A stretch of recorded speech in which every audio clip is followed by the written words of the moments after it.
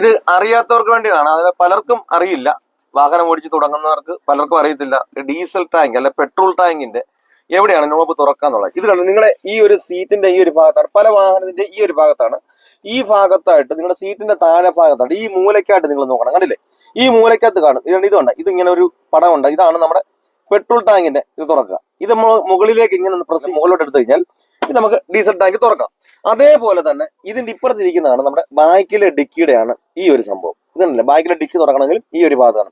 ചില വാഹനത്തിന്റെ ഒക്കെ പെട്രോൾ ടാങ്കിന്റെ ഒക്കെ സംഭവം വരുന്നുണ്ട് ഈ ഒരു ഭാഗത്താണ്. നിങ്ങളുടെ വാഹനത്തിൽ ഇവിടെ ഈ ഒരു ഭാഗത്തില്ല എങ്കിൽ നിങ്ങൾ ഈ ഒരു ഭാഗത്ത് നിങ്ങൾ നോക്കിയാൽ നിങ്ങൾക്ക് കാണാൻ സാധിക്കും. എന്ന് പറഞ്ഞതുപോലെ തന്നെ ഇവിടെ ഇരിക്കുന്ന ഇതാണ് നമ്മുടെ ഫ്രണ്ടിലെ ബോണറ്റിന്റെ തുറക്കുന്നത്.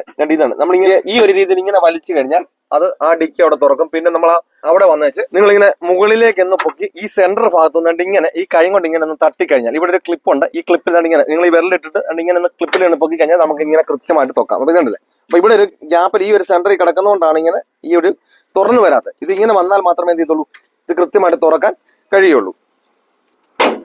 എന്നിട്ട് വീണ്ടും നമ്മൾ അടയ്ക്കുന്ന സമയത്ത് നമ്മൾ വെറുതെ ഇങ്ങനെ പ്രസ് ചെയ്ത് കഴിഞ്ഞാൽ ഇത് കൃത്യമായിട്ട് അടഞ്ഞു. നിങ്ങൾക്ക് സ്വന്തം വാഹനം വീട്ടിലുണ്ട്, ലൈസൻസും കയ്യിലുണ്ട്, പക്ഷെ തനിയെ വാഹനം ഓടിക്കാൻ പേടിയുള്ളവരാണെങ്കിൽ എന്നെ കോൺടാക്ട് ചെയ്താൽ നിങ്ങൾ കേരളത്തിന്റെ ഏത് ജില്ലയിലായിരുന്നാലും നിങ്ങളുടെ സ്വന്തം വാഹനത്തിൽ വന്ന് ഞാൻ പ്രാക്ടീസ് നൽകുന്നുണ്ട്. നിങ്ങൾക്ക് ആഗ്രഹമുണ്ടെങ്കിൽ ഈ സ്ക്രീനിൽ കാണുന്ന വാട്സ്ആപ്പ് നമ്പറിൽ കോൺടാക്ട്